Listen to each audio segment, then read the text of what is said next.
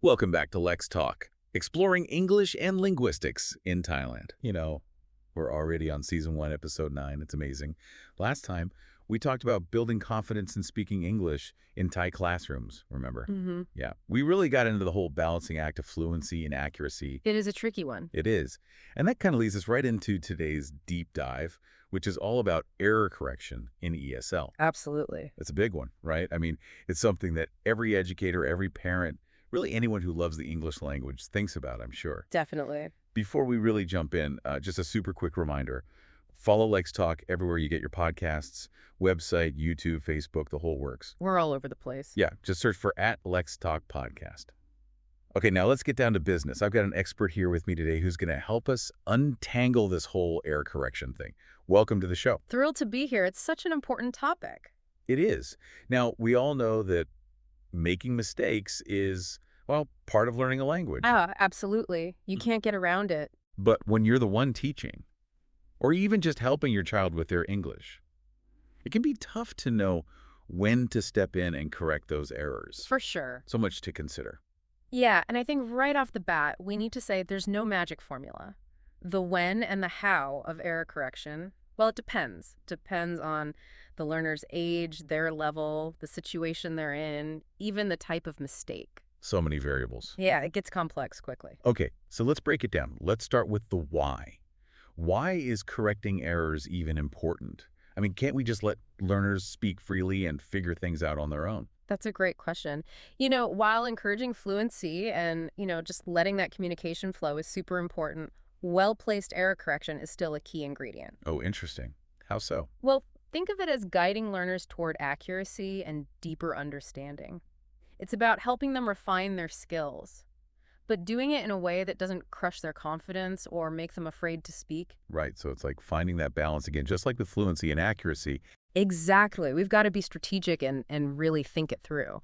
No grammar police here. No, not at all. Right. And to be strategic, I think it helps to consider two main approaches to language learning: accuracy-focused and fluency-focused. Okay, tell me more about those. All right, so accuracy-focused learning, that's all about getting the form of the language right, nailing the grammar, pronunciation, all the nitty-gritty details.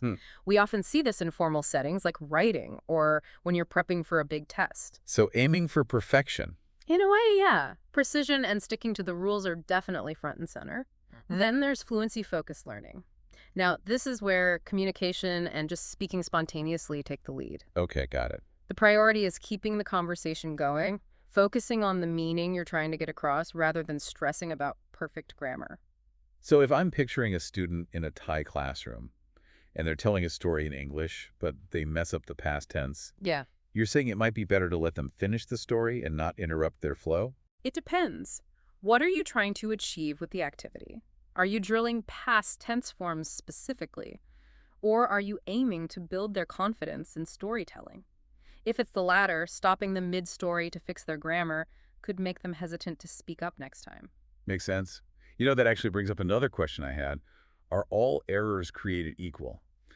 Because some errors seem more serious than others, wouldn't you say? Absolutely. We can actually group errors into different categories, and knowing these differences helps us figure out when and how to correct them.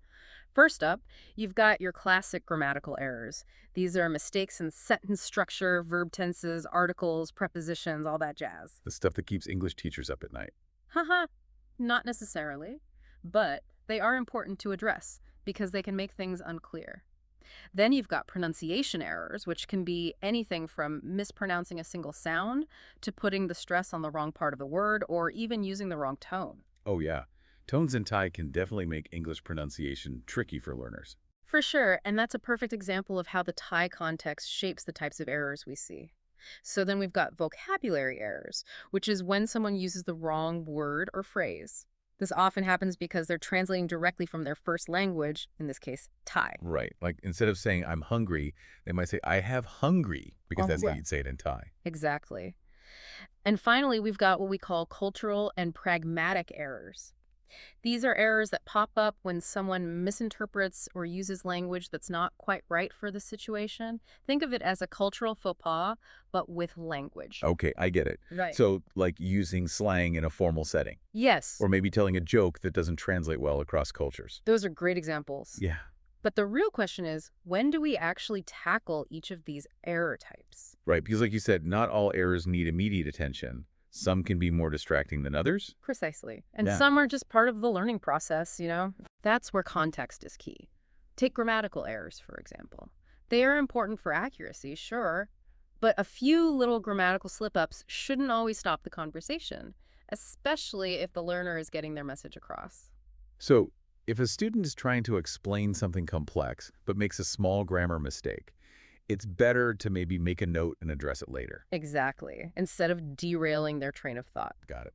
Now, on the other hand, if a pronunciation error changes the meaning of what the student is trying to say, then a quick correction might be needed right then and there. Ah, I see. Like if they're trying to say ship, but it comes out sounding like sheep because of their Thai tones. That's a perfect example. In that case, correcting it quickly can prevent confusion and keep things flowing smoothly. Makes sense. So it seems like you really have to be mindful of the context and the type of error before jumping in to correct. What about vocabulary errors? Those can be tough, especially when learners are relying on direct translations from Thai. They can be, but one technique I find pretty effective is what we call implicit correction. It's a less direct way to correct without interrupting the conversation. You essentially rephrase what the student said using the correct word or phrase in your response. Can you give me an example of how that might work in a Thai classroom? Sure. Imagine a student says, "Teacher, I very like this book." Now, instead of saying, "No, you should say, I really like this book," you could respond with, "Oh, you really like this book. What is it you like about it?" Ah, that's subtle. Right. You're subtly modeling the correct way to say it without making a big fuss over the mistake. I like it. It helps students feel more comfortable, I bet, Hopefully. which is so important. And speaking of techniques, I feel like there's a whole toolbox of error correction methods out there for teachers and parents. Oh, there absolutely is. We could talk about those for ages. I believe it. Yeah, and we'll dive into those right after. Well, we don't have a break, but we'll dive into those next. Sounds good. So we were talking about different ways to approach error correction and how important context is, but let's get into that toolbox of correction methods you mentioned. What's in there? Well, one that really sticks out to me is self-correction. I love the idea of learners being able to catch and fix their own mistakes. That just seems so empowering, you know? Oh, it is. It helps them take charge of their own learning, Yeah. and it builds those metacognitive skills, that ability to think about how they're thinking. That's so important. It is. And sometimes all it takes is a little pause after a student makes a mistake. Just give them space to think it through. Ah, so instead of jumping in with the correction, you give them a moment to process. Exactly. And you can even guide them a bit, gently, with your tone of voice. Like, let's say a student says, "Yesterday I go to the market." You could say, "Yesterday you go to the market." Just a subtle shift in intonation can often make them rethink their words. That's a cool technique. Yeah. And it's much less intimidating than being directly corrected, Yeah. especially for shyer students. Yeah, for sure. And speaking of creating a supportive environment, peer correction can be a really valuable tool too. Right. I remember doing peer editing in my English classes. It always felt less scary than having the teacher read everything I wrote. It's more relaxed, for sure. But how do you make sure peer correction actually works and doesn't just turn into chaos? That's where clear guidelines come in. You really want to make sure the students understand why they're doing peer correction and how to give feedback that helps, not hurts. You could even have them practice using specific phrases like, "I noticed that," or "maybe you could try." That's a good idea. Those sentence starters would definitely help students give more constructive feedback. Hopefully. It encourages a more collaborative approach too. Totally. Now, we touched on implicit correction earlier, remember, with that vocabulary example. But to recap, it's about subtly rephrasing without explicitly pointing out the error, like the nudge in the right direction. Exactly. Like when that student said, "I very like this book," and you Yeah. simply responded with, "Oh, you really like this book." Right. Smooth. Now, explicit correction is more direct. You clearly say, "This is the mistake and here's the correct way." This can be useful when you're teaching specific grammar rules or if there's a mistake a student keeps making. So it's about picking the right approach for the situation. Sometimes you need to be more upfront. Exactly. And one more technique I wanted to mention is error logging. This is where you keep track of mistakes that happen often and how a student is progressing over time. So it's not just about correcting on the spot, but also looking at the long-term development. You got it. It can help you see patterns in their errors and adjust your teaching to their needs. It's about giving feedback that really sticks. But sometimes as teachers, we can get a little carried away with all this correcting. Have you ever felt like you were being corrected so much that it actually made you less motivated? Oh, all the time.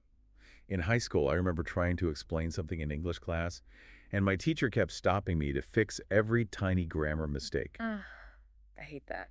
I totally lost my train of thought. I just wanted to disappear. After a while, I was scared to speak up at all. That's classic overcorrection.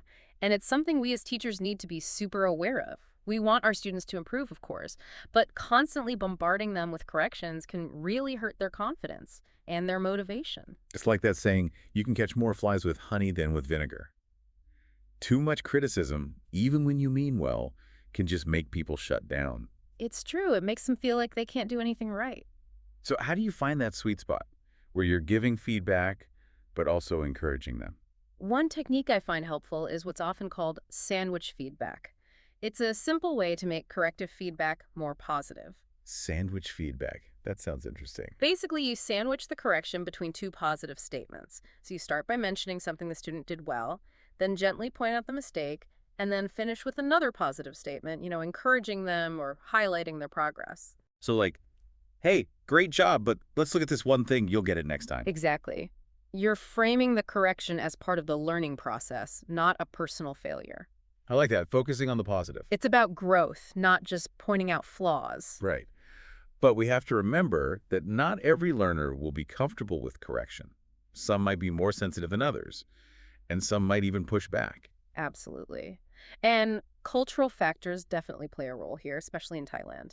We have to be aware of how Thai students might see and respond to feedback. That's a point. In Thai culture, saving face and keeping things harmonious are really important. So direct criticism, even when you have good intentions, can come across as rude or embarrassing. So how can teachers be sensitive to those cultural differences and still give effective feedback? Well, it starts with building a good relationship with your students, creating a classroom where they feel safe, respected, and valued. When they trust you and feel comfortable taking risks, they're much more open to feedback, even when it's tough. It's about building that trust. I bet nonverbal cues are important too. Oh, for sure. Your tone of voice, facial expressions, body language, it all communicates something. A warm smile, a nod of encouragement, those little things make a big difference. It's about making them feel supported. And I imagine giving students chances to practice with different types of feedback is helpful too. Absolutely. You can build error correction activities into your lessons like role-playing, peer editing, or even creating error logs as a class. It makes the whole process less mysterious and lets learners be more involved. Those are great ideas. We've covered so much today. Different types of errors, the importance of context, all those correction techniques, finding that balance between feedback and encouragement, and even cultural considerations here in Thailand. My brain is full. It's a lot to take in. And before we wrap up, I want to stress one last thing. Sorry. It's crucial that we as educators keep reflecting on our own error correction practices. So we have to be learners too, always trying to improve our approach. Exactly. We should always be asking ourselves, are my techniques working? Are they motivating for my students? Am I giving the right feedback for each learner? And we should be open to feedback from our students too, right? Definitely. Ask them what's helping them, what's not, and how they feel about the way we're handling error correction. It's a two-way street. I love that. Error correction done right is a team effort. It's about working together to create a learning environment where mistakes are just stepping stones to success. That's it. It's about changing the focus from just being right to learning and improving. But it's important to remember that not every student will react to correction in the same way. Some are more sensitive than others. Some might even resist being corrected at all. That's true. I imagine cultural factors can play a role there too, especially in Thailand. We need to be sensitive to how Thai students might feel about different types of feedback. Absolutely. Thai culture places a high value on saving face and maintaining harmony. So direct criticism, even with good intentions, might be perceived as disrespectful or embarrassing. We need to keep those cultural nuances in mind and adjust our approach accordingly. So how can teachers navigate those cultural sensitivities and still give effective feedback? Well, it begins with building a strong rapport with your students, creating a classroom environment where they feel safe, respected, and valued. When students trust their teacher and feel comfortable taking risks, they're more likely to be open to feedback, even if it's challenging. It's all about building that trust and understanding. And I imagine nonverbal cues can be really important here too, right? Absolutely. Our tone of voice, facial expressions, even our body language, they all communicate a lot. A warm smile, a nod of encouragement, those subtle cues can make a huge difference in helping students feel comfortable and supported. And I think it's also crucial to give students opportunities to practice and get comfortable with different types of feedback. Exactly. You could incorporate error correction activities into your lessons, like role playing, peer editing, or even creating error logs together as a class. This helps demystify the process of correction and allows learners to take a more active role in their own learning. These are all fantastic ideas. We've covered so much today. Different types of errors, the importance of context, a whole toolkit of correction techniques, the need to strike a balance between feedback and encouragement, and even the cultural nuances of error correction in Thailand. I feel like my head is spinning with new insights. It is a lot to process, that's for sure. But before we wrap things up, I want to emphasize one last point. It's vital that we as educators constantly reflect on our own error correction practices. So we need to be learners too, always looking for ways to improve our approach. Exactly. We should regularly ask ourselves questions like, are my techniques effective? Are they motivating for my students? Am I providing the right kind of feedback for each individual learner? And of course, we should also be open to feedback from our students, right? Ask them what's working for them, what's not, and how they feel about the way we're approaching error correction. Absolutely. Effective error correction is a collaborative process. It's about working together to create a learning environment where mistakes are seen as stepping stones to success. I love that. It's about embracing those mistakes, learning from them, and celebrating every step of the journey. Is there anything else you want to add before we finish up today's deep dive? Just that this whole conversation about error correction really connects back to fostering a growth mindset in our students. When they see mistakes as chances to learn and get better, not as failures, they're more likely to keep going, even when things get tough. That's so powerful, and it really ties everything together. It's about making that learning environment where the students feel safe, where they can take risks and make mistakes. It's all about growth, right? Helping our students find that love for language and the confidence to use it. Exactly. And that's a message that goes way beyond just the classroom. It's for anyone learning a language, or really anyone learning anything new at all. That's so true. We all make mistakes. It's human. It is. It's how we learn. Exactly. So to everyone listening, teachers, parents, language lovers, whoever you are, embrace those mistakes, learn from them, and keep going on your language journey. Couldn't agree more. And hey, if you're looking for more guidance along the way, don't forget to check out LexTalk. Yes. Website, YouTube, Facebook, LinkedIn, SoundCloud, Spotify, we're everywhere. Find us at LexTalk Podcast. We've got tons of resources and fun stuff to help you explore English language learning here in Thailand. And we always want to hear from you too. Absolutely. What are your thoughts on all this? What strategies have worked for you? Share your stories in the comments, send us a message, connect with us on social media. We love learning from you. Well, that wraps up another awesome deep dive. A huge thank you to our expert guest for being here today. It's been a pleasure. Thanks for having me. And to all our listeners, thank you for joining us. We'll be back next time with another episode exploring, well, all things English language here in Thailand. Until then, keep talking, keep learning, keep exploring. That's right. Let's talk, let's learn, let's Lex talk.